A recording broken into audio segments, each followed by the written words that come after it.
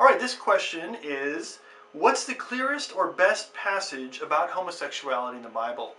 And this is a good question because there's 5 passages that deal directly with the issue of homosexual behavior.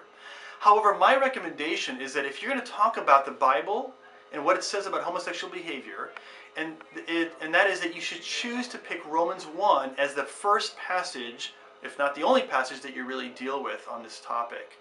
And I believe it's the most straightforward and defensible text on homosexuality in the entire Bible, and this is the one that I recommend you use. And there's 3 reasons why this is the case.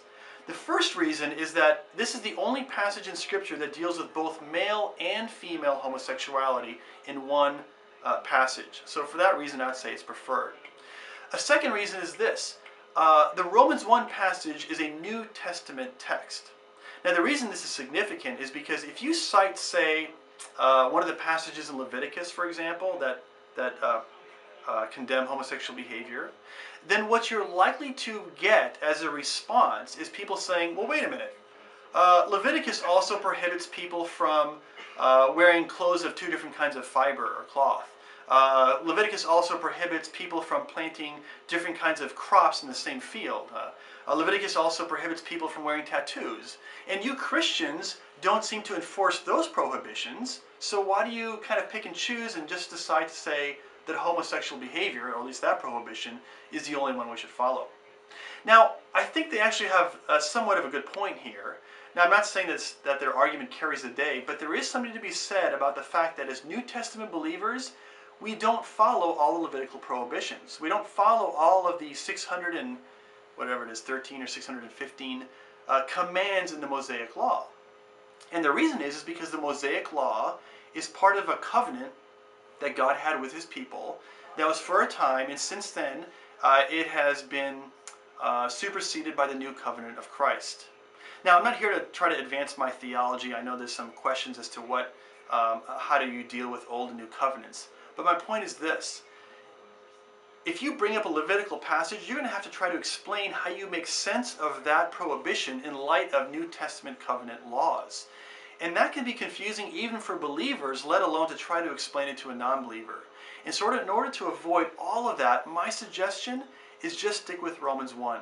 Because Romans 1 is a New Testament text that is written under the new covenant of Christ, which is the covenant that principally governs Christian behavior.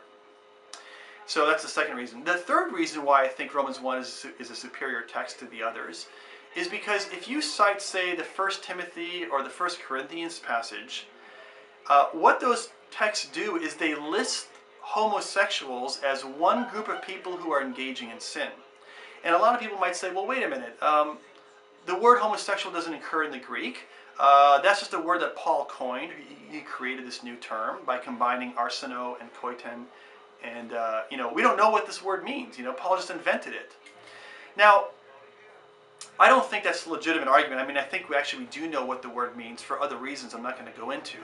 But in order to avoid all of that, you could just simply point people to the Romans 1 passage. Because Romans 1 clearly describes the behavior that's in question. Although nowhere in Romans 1 does it say homosexuals or anything like that, it's not in any way unclear as to what kind of behavior Paul is talking about that is prohibited. He says, men abandon the natural function of women and engage in sex with one another. Men with men committing indecent acts. So Paul describes clearly the behavior that's in question, and that is sex with people of the same sex. And so for that third reason, it's also a superior text. Again, I'm not arguing that those other 5 passages in Scripture that deal directly with homosexuality aren't valid. I'm just simply saying, in terms of the best passage, strategically, it has the most, it's the strongest and most defensible text on the topic of homosexuality.